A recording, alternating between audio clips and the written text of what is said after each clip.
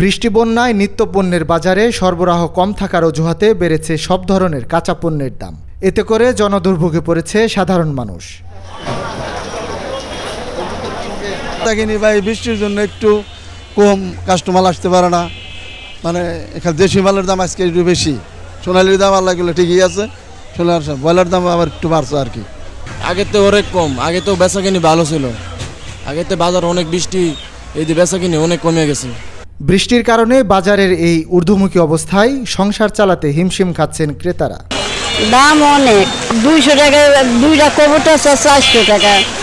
আগে 150 টাকা করে নিতাম, অনেক 200 টাকা, দাম অনেক বেশি, নিতে পারি না।